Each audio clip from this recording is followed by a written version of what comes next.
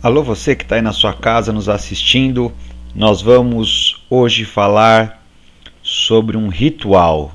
Nossa, professor, que medo! É um ritual de antropofagia. Vamos às imagens? Olha só que coisa mais terrível. Olha que coisa terrível aí no seu vídeo. Estão vendo? Essa imagem aqui, ela foi feita a partir de relatos de um viajante alemão chamado Hans Staden. O pobrezinho do Hans Staden ficou prisioneiro de índios tupinambás no Brasil e ali ele presenciou, testemunhou os terríveis e temidos rituais de antropofagia. Hoje, felizmente, essa antropofagia não acontece mais desta forma aí. Ela acontece de maneira simbólica, como nós vamos ver no decorrer dessa aula. Mas, antes de mais nada, precisamos entender o que é que significa a palavra antropofagia. Antropofagia, segundo a etimologia da palavra, né, significa comer, alimentar-se do homem, né?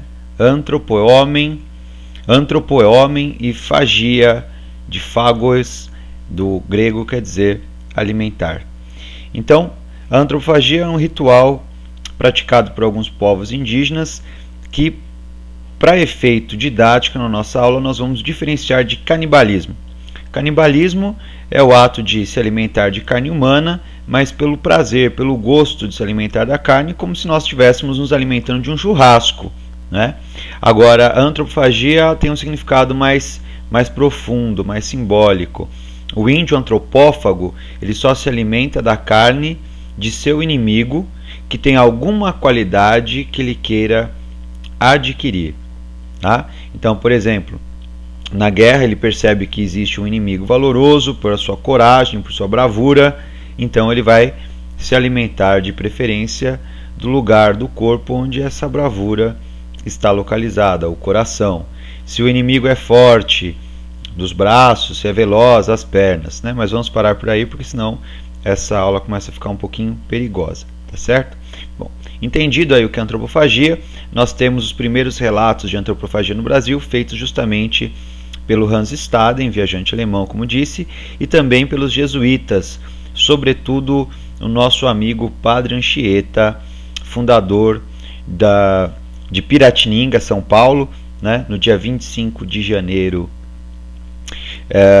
de meados aí de 1500. Bom, é interessante notar que Padre Anchieta escreve bastante a respeito da antropofagia, porque embora muitos índios tivessem se convertido ao cristianismo, tinham muita dificuldade de deixar de lado este ritual tradicionalmente de suas tribos, tá? Agora nós vamos dar um salto na história e eu gostaria de mostrar para vocês o retrato daquele que talvez tenha sido o maior antropófago do século XX. Vocês estão diante da imagem do nosso amigo Oswald de Andrade.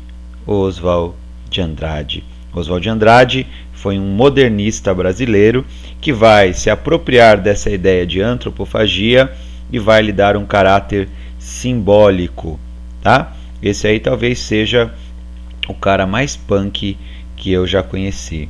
Oswald de Andrade está aí pintado, está retratado na tela de um outro modernista muito importante, pintor chamado Portinari, tá? Então, esta aula não é a respeito propriamente do ritual antropofagia, mas a respeito do movimento antropófago, ou também chamado movimento antropofágico, que vai acontecer a partir do modernismo brasileiro, né? Para entendermos bem este movimento, precisamos compreender o que foi o modernismo brasileiro e precisamos saber um pouquinho mais do nosso amigo Oswald de Andrade. Bom, nós sabemos que em 1922, oficialmente, é a data que nós utilizamos como referência para o início do modernismo brasileiro. Mas, na verdade, o modernismo culmina com esta data porque ele foi planejado antes, né? Alguns fatos foram precursores desse modernismo. Entre eles eu vou citar dois que são os mais importantes. O primeiro é que nosso amigo Oswald de Andrade fora para a Europa e lá na França ele teve contato com as chamadas vanguardas europeias. Tá? Ele teve contato com as obras cubistas, fauvistas, futuristas, também com o impressionismo, com o pós-impressionismo, e estava aí bastante fascinado com o universo de possibilidades, inclusive do próprio dadaísmo, o universo de possibilidades que a arte europeia começava a apresentar. Era a modernidade batendo a porta do século XX. Ao vislumbrar esse quadro dessas possibilidades, ele, comparando com o que era feito em termos de literatura e arte no Brasil, percebeu que o Brasil estava bastante aquém daquilo que se esperava. Nós tínhamos uma arte aí voltada para o século XIX, na pintura um academicismo muito grande, e na literatura nós tínhamos um movimento poético bastante engessado pelos ideais parnasianos de poesia, tá?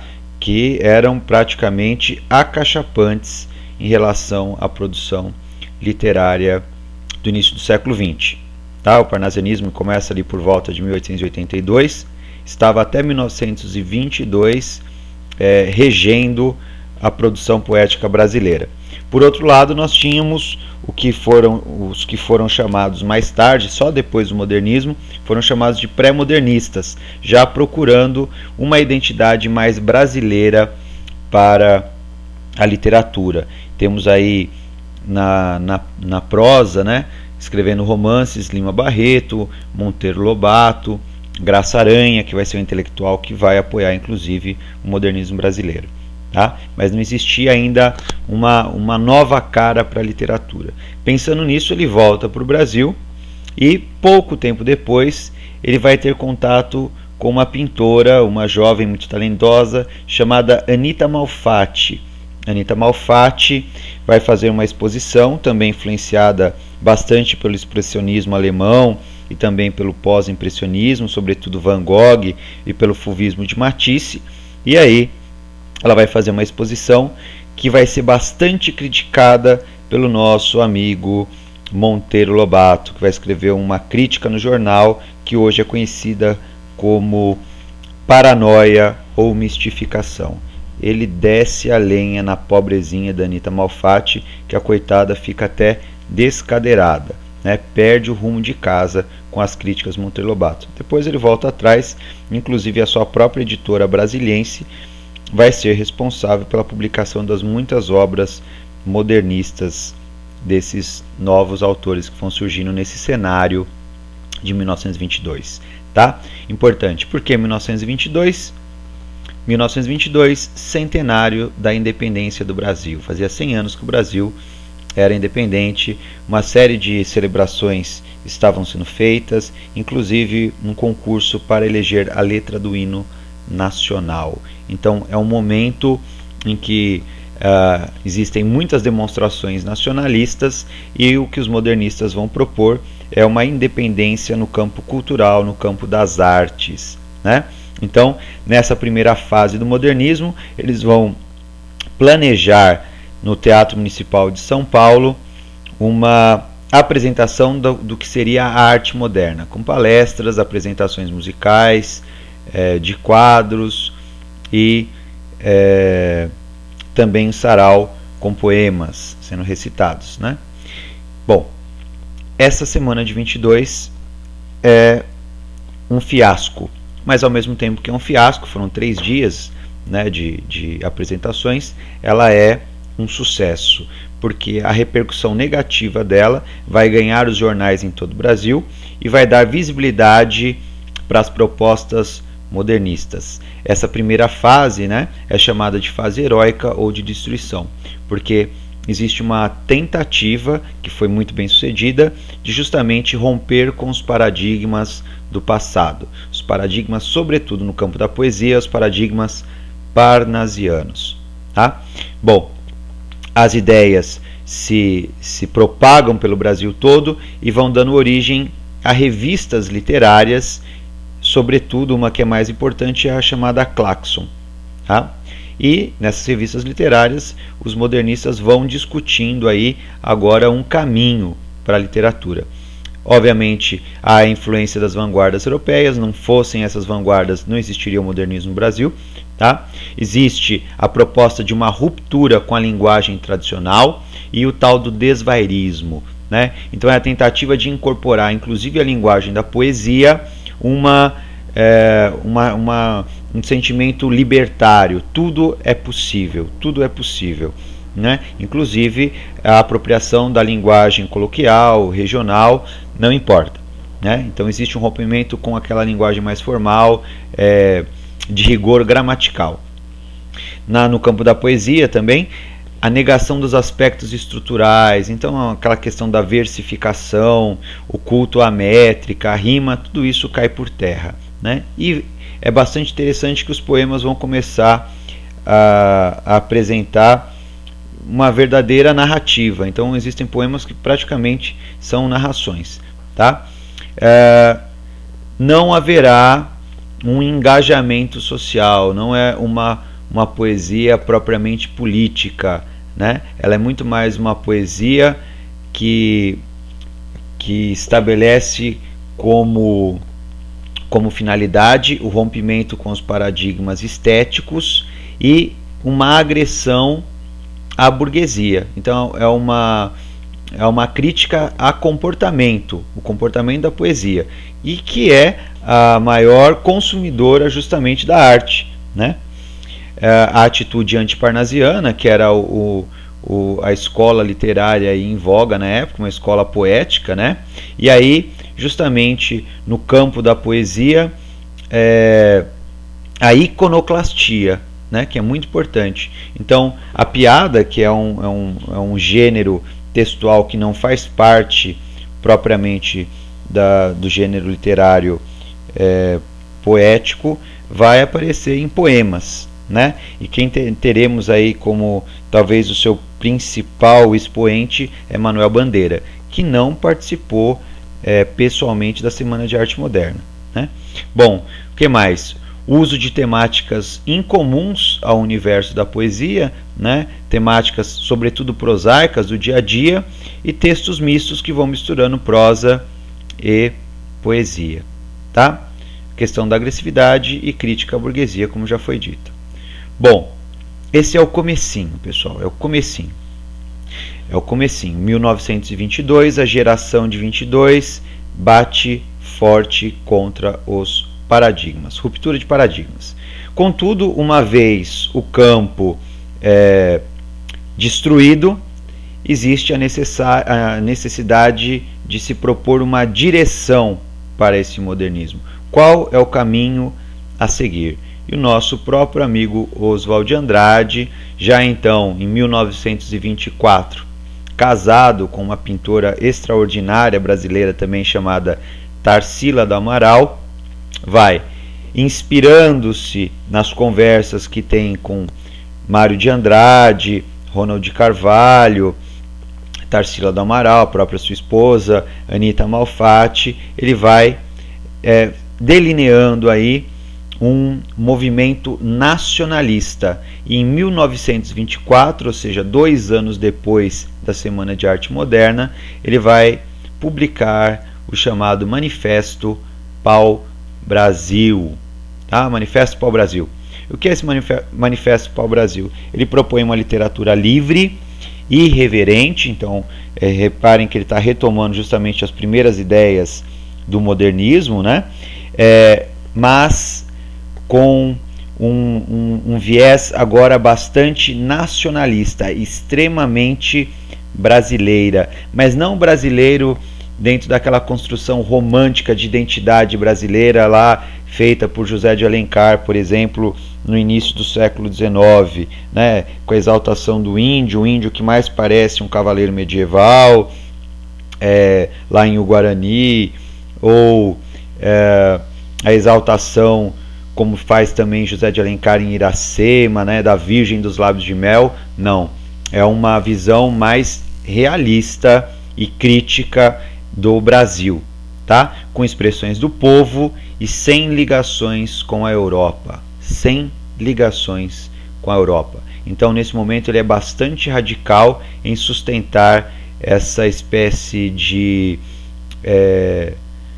se a gente pode dizer assim, de pureza da cultura brasileira, o que é um absurdo, né? Nós sendo um país de miscigenação, em que passamos por vários processos de aculturação, de assimilação de culturas diferentes, de idiosincrasias, é realmente um absurdo essa proposta. O que vai acontecer? Vai gerar um certo desconforto por parte de outros intelectuais que em 1922 se tornaram adeptos das ideias modernistas. Eles não vão aceitar, se a gente pode dizer assim, esse radicalismo de Oswald de Andrade. Portanto, vão se reunir e, fazendo frente ao movimento do Manifesto Pau-Brasil, vão fazer um manifesto que vai gerar o movimento verde-amarelo, tá? Que vai ser encabeçado por um poeta chamado Plínio Salgado, né? Também conhecido como movimento Verdamarelo, tá? E cujo símbolo será a anta, né? Um animal legitimamente brasileiro. É também um movimento com uma proposta nacionalista, tá?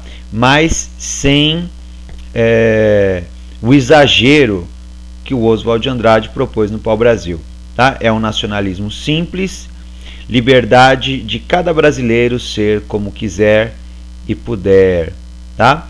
Valorizam o Tupi-Guarani, mas também não são contra as instituições. Cada um faz da maneira que pode. Ele é um movimento muito mais conservador que Oswald de Andrade, mas no sentido de cada um fazer o que quiser, como quiser, é bastante libertário. Bom, no decorrer do tempo, aí de 24 até 28, Oswald de Andrade é obrigado a fazer uma autocrítica, né? A esse radicalismo que ele tem em relação à cultura brasileira. E é aí que vai surgir aquele que é o tema dessa nossa aula, que é o Manifesto Antropofágico, que vai dar origem ao movimento antropofágico ou antropófago, como é também chamado. Tá? Isso vai acontecer em 1928, após uma viagem que Oswald de Andrade faz à Europa e conversas que ele tem com aqueles que eram mais adeptos do Manifesto Pau-Brasil, sobretudo Mário de Andrade, né? E aí que ele vai dar um caráter simbólico para o ritual da antropofagia no aspecto da arte, né? Olha só como é que foi publicado na Revista de Antropofagia. Isso aí é uma cópia, né? E ali, reparem que bem no meio nós temos uma gravura feita pela esposa de Oswald de Andrade, Tarsila do Amaral. É uma imagem da qual nós temos também um quadro, que é o Abaporu, né? Que em Tupi-Guarani quer dizer comedor de gente. Ai, professor, pelo amor de Deus, é verdade, comedor de gente. É diante deste quadro que o nosso amigo Oswald de Andrade vai ter um insight, né? Vamos dar uma olhadinha no quadro, olha só, vamos dar uma olhadinha aqui no quadro. Olha o quadro, né?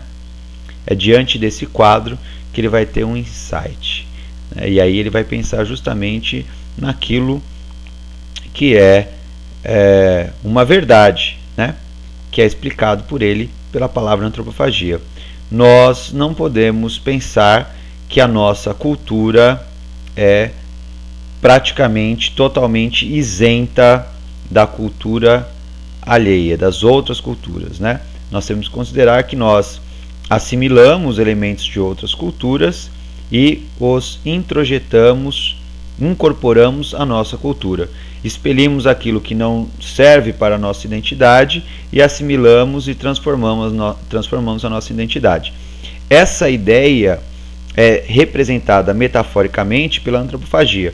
Então nós levamos à boca aquilo que vem de fora, que nós queremos, nós deglutimos, incorporamos aquilo ao nosso organismo e aquilo já no nosso organismo não tem as suas características originais, porque ele é incorporado a outros elementos estranhos inicialmente a ele, né? Então esse processo é o processo de antropofagia, né? Então esse manifesto antropófago vai ser publicado na revista da Antropofagia, que é uma revista de manifestação literária, né? É uma revista de engajamento literário, e aí nós teremos a retomada do movimento pau-brasil, uma resposta ao conservadorismo do movimento verde-amarelo, mas também uma autocrítica do nosso amigo Oswald de Andrade, tá? Então, se vocês separaram lá na imagem, é bastante extenso o texto, e nós pegamos aqui, nós selecionamos alguns trechos para comentarmos e para que entendamos melhor do que se tratava esse manifesto. Olha só como Oswald de Andrade começa, né? Só a antropofagia nos une, socialmente, economicamente e filosoficamente. Reparem aí, frases curtas, bombásticas, tá? Bem ao gosto da linguagem futurista, tá? Então nós já vemos aí aquela característica do futurismo que influenciou sobremaneira os artistas modernistas. Bom, do que ele está falando? O único elemento capaz de criar elos entre as pessoas é a capacidade que nós temos de assimilar a cultura do outro à nossa, enquanto que a nossa cultura também é assimilada pelo outro, né? Esse processo de antropofagia hoje pode ser entendido pelo que nós chamamos de globalização, que não é nenhum fenômeno novo, né? É só um fenômeno que foi intensificado pelos meios de comunicação. Desde a antiguidade, no contato que os povos diferentes iam tendo um com os outros, esse processo já estava acontecendo, que é o processo que na poesia, se a gente pode falar assim, no meio literário, é bem simbolizado pela antropofagia. Só ela nos une socialmente, economicamente. Vejamos aí a crise que aconteceu nos Estados Unidos, como afetou o mundo inteiro, né? E filosoficamente, nós aqui, brasileiros que somos, falamos aí, temos como nosso grande referencial o que é feito na Europa, o que é feito nos Estados Unidos, e são valores dos quais nós não vamos conseguir nos libertar, né? Talvez nem devamos, né? Então nós temos aí essa referência apresentada pelo nosso amigo Oswald de Andrade. E aí ele continua: única lei do mundo, né? Então repare, sempre frases bastante curtas e de efeito, bombásticas. Expressão, olha, a antropofagia é a expressão mascarada de todos os individualismos, né? São nós, movidos pelas nossas idiosincrasias, pelos nossos interesses pessoais, vamos em busca daquilo que é do outro para que se torne nosso. E também, como uma nação de alma coletiva, temos interesses coletivos que nos movem a assimilar aquilo que é do outro. De todas as religiões, então ele coloca aí, olha que interessante, se a gente colocar o cristianismo tem um processo de antropofagia, né? Claro, estamos falando de uma questão simbólica, com o judaísmo, né? Tanto é que nós não falamos exatamente que o Ocidente é cristão, mas ele é de uma cultura e de valores judaico-cristãos, né? Então olha aí, nas religiões e de todos os tratados de paz, né? Para eu ter, eu sou obrigado também a ceder, né? Essa é a relação que norteia os tratados de paz. E olha só que interessante, olha como aquele radicalismo dele, da cultura essencialmente brasileira, é deixada de lado quando ele usa uma intertextualidade com uma frase célebre de Hamlet, personagem de Shakespeare. To be or not to be? That is the question. Né? A referência é to be, ser ou não ser. To be or not to be? Eis a questão. E aqui o grande tema, né, do nacionalismo do pau-brasil, a língua tupi, a nacionalidade, a identidade brasileira é referenciada pelos índios do Brasil, né? Então, to be or not to be, né? Ser ou não ser, assumir a identidade indígena ou não.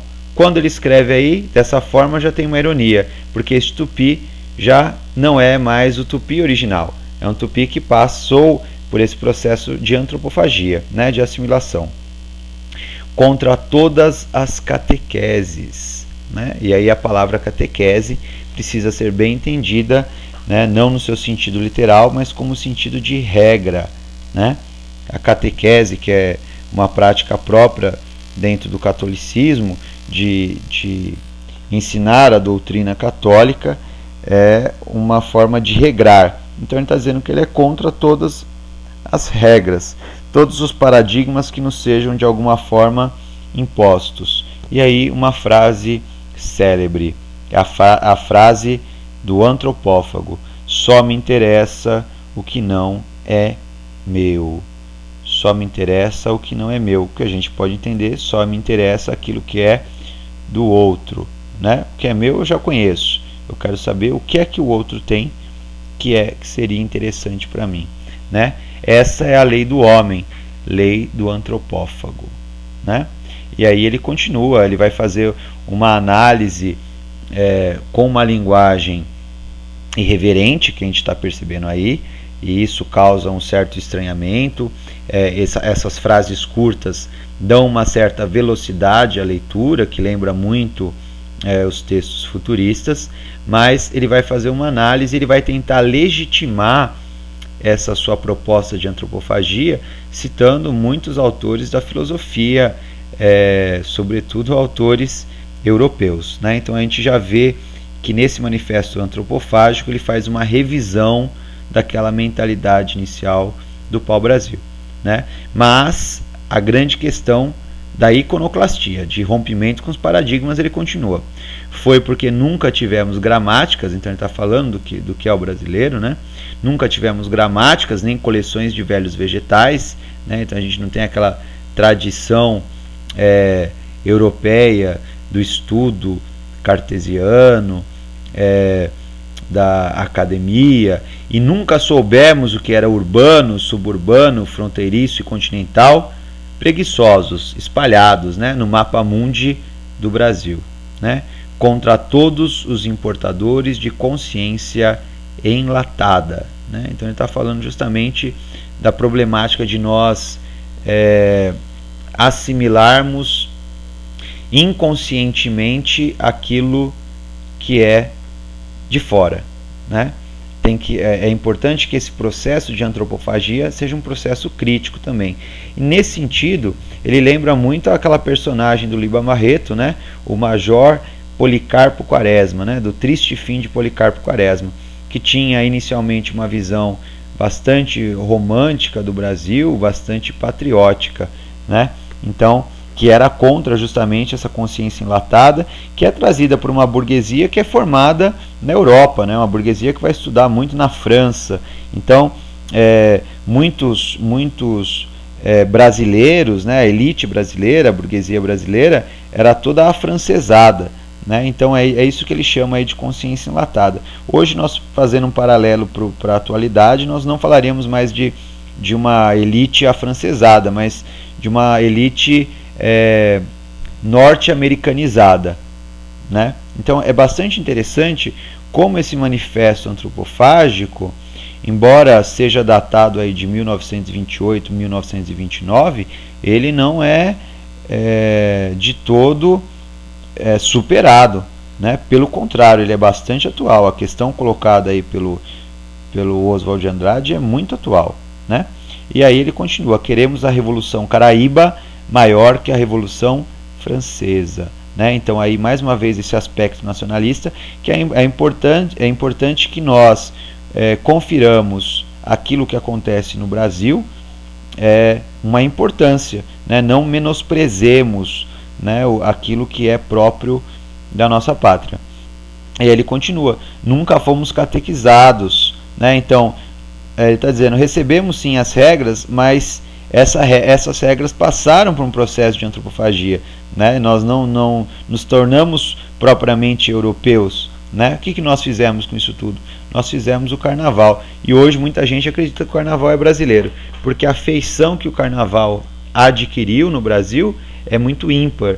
E aí é que nós temos o Oswald de Andrade citando o carnaval como o maior exemplo desse processo de antropofagia. Você vai ter lá o índio, né? No carnaval você imagina lá o caboclo, a pessoa que tem aí os traços étnicos próprios daquilo que é encontrado no Brasil, mas vestido de senador do Império Romano, né? Então ali nós temos uma foto praticamente materializada do que é o espírito antropofágico, né? Ou figurando nas óperas, ou, né, esse índio figurando nas óperas de Alencar, né? E nós falaríamos do Guarani, que se tornou uma ópera pelas mãos do maestro Dias Gomes, né?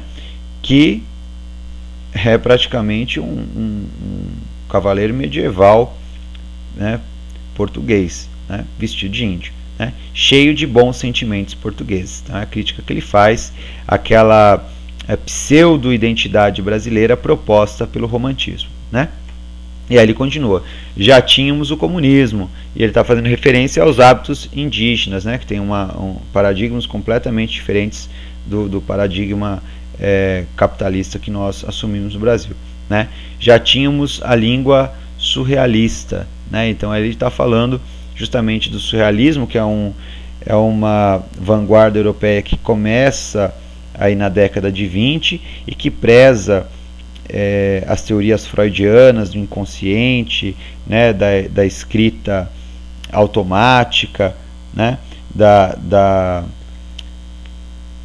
construção ilógica de textos e de imagens, né? Então ele está dizendo que essa referência do surrealismo está no próprio imaginário indígena, na construção dos mitos, né? Quando nós lemos muitos mitos aí das diferentes tribos indígenas, nós percebemos o elemento fantástico, que pode ser analisado na perspectiva do próprio surrealismo, né? Então é disso que ele está tratando aí. Então reparem como o texto dele procura, em algumas poucas expressões, sintetizar análises bastante profundas, né? Fazer aí analogias bastante profundas com o que é a cultura brasileira, né? E aí ele diz: a idade do ouro, a idade é o momento mais importante do Brasil, que é um momento que não era ainda tão afetado pelos paradigmas europeus, né? Então ele continua, né, com essa referência: antes dos portugueses descobrirem o Brasil tinha descoberto a felicidade, né? Então é assim, não precisamos desses paradigmas para sermos felizes. E ele diz: a alegria é a prova dos 9, né? Então a grande prova de que isso é verdade é a alegria do povo brasileiro. E aí ele continua: a nossa independência ainda não foi proclamada. Ele está falando da independência cultural. E ele diz, frase típica de Dom João VI: meu filho, põe essa coroa na tua cabeça antes que algum aventureiro o faça. Então aí ele está fazendo uma referência e desconstruindo aquela ideia nacionalista de que Dom Pedro I, né, filho de Dom João VI, teria proclamado a independência do Brasil justamente por um ímpeto nacionalista. Não, né? Ele está desconstruindo esse mito romântico que se fez em torno da figura de Dom Pedro I e está colocando aí a realidade política. Dom João VI, já prevendo que a situação da família real brasileira não seria das melhores no momento, no século XIX, né? Por volta de 1820, né, a proclamação da independência no Brasil é 1822, então já prevendo que ele voltando a Portugal, depois que Napoleão tira suas tropas de lá, ele já estava prevendo que o Brasil ia entrar numa crise e que naturalmente seria levado a um processo de independência. Então ele diz para o filho dele, né, para Dom Pedro I, faça a independência do Brasil antes que um outro aventureiro faça. Por quê? Porque Dom Pedro I, fazendo a independência do Brasil, ele é rei do Brasil, ou imperador do Brasil, e futuramente ele vai herdar a coroa portuguesa também, porque ele é da família real portuguesa, ele seria o Pedro VI, né, na dinastia portuguesa. Então, com a independência do Brasil, se tudo desse certo de acordo com os planos de Dom João VI, o Brasil continuaria sendo de Portugal, né? Então ele está desconstruindo o mito em torno do Dom em torno do Dom Pedro I. Tá? Então, frase típica de Dom João VI: meu filho, põe essa coroa na tua cabeça antes que algum aventureiro faça, né? E ele diz aí: expulsamos a dinastia. Tá? Então nós conseguimos de fato. Dom Pedro II e a família real em 1889 foram expulsos, né, do Brasil. A dinastia foi embora. Só que o espírito, né, dessa dinastia, o espírito bragantino, a família Bragança, né, a família real, as ordenações ainda não foram. Nós precisamos expulsar a cultura que recebemos de herança dessa presença dos portugueses no Brasil, né? Então nós percebemos aí um nacionalismo, né, um nacionalismo crítico, vamos dizer assim, bastante objetivo, bastante realista, e que percebe já que nós não podemos nos isolar completamente do mundo, que nós temos que considerar que o Brasil está no mundo e que nós vamos assimilar mesmo a cultura alheia. Mas, né, ele diz que existe algo a ser extirpado dessa nossa cultura, que é justamente esse espírito de servilismo e de submissão a paradigmas que não fizeram parte da cultura brasileira propriamente dita e que só se revelariam como uma forma de atraso para o desenvolvimento dessa nossa identidade, né? E olha só que interessante aí a ironia de Oswald de Andrade. Então ele coloca que esse texto foi escrito em Piratininga. Piratininga era o nome pelo qual era conhecido São Paulo, né, a região de Piratininga, e no ano de 374 da deglutição do bispo Sardinha, né? É um bispo, portanto, da Igreja Católica que foi comido por índios, né?